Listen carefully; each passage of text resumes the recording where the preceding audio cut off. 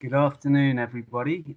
My name's Felix, and I am looking after the Early Modern England project, which is next Wednesday. Early Modern England's culture and society, it offers some amazing, rare, and invaluable sources for examining the lived experience of people who witnessed this pivotal era of English history. So the collections here, they are looking at the lives of ordinary people and some more prominent families and individuals.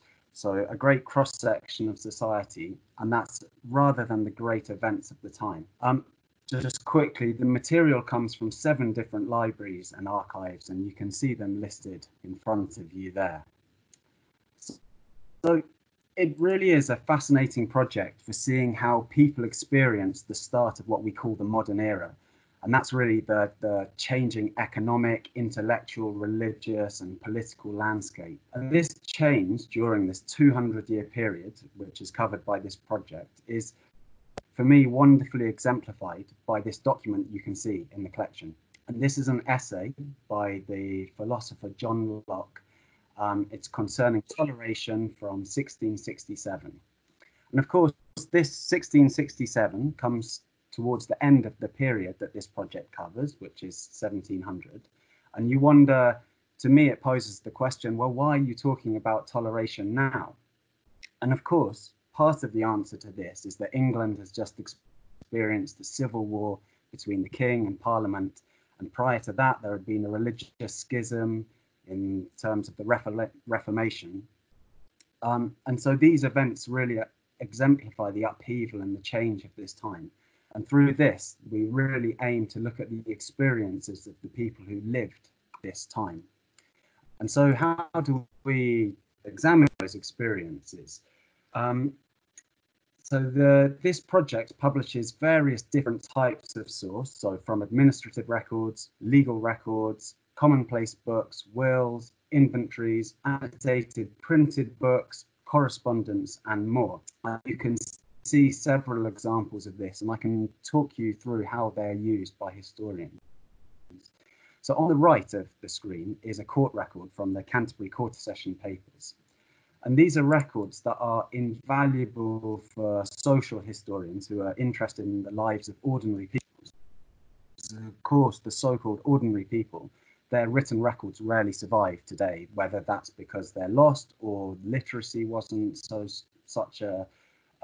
high as it is now. But what you can do is glimpse their lives through the witness statements found in such court records. And that's often while they're giving their depositions, and they will describe the world in which they live. And of course, there are other ways of getting at the lives of ordinary people, and also in this collection are sets of wills and inventories, which really shed light on what people possessed and how they lived in that way. The middle item you see on your screen is a diary. In this case, it's of a minor nobleman called Arthur Throckmorton. And of course, diaries are great records for recording the experiences of the everyday in certain classes. And of course, we also have volumes of correspondence from more prominent families, which again give that sense of experience. And then finally, my final example on the left is a printed book which has annotations. And this is, again, a really interesting source for seeing how people interacted with these texts. So obviously the text survives, but how can you possibly know what someone thought of this text or how they understood it? And so these annotations are invaluable for that. And then finally, I would just like to mention a couple of other features of the resource.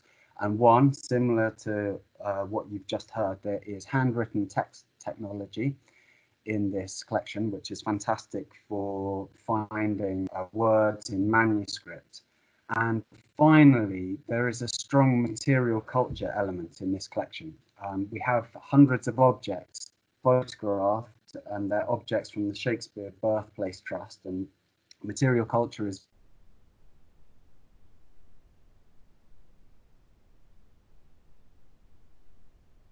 from Birmingham University, and she's recorded a great video for us demonstrating how you should study material culture.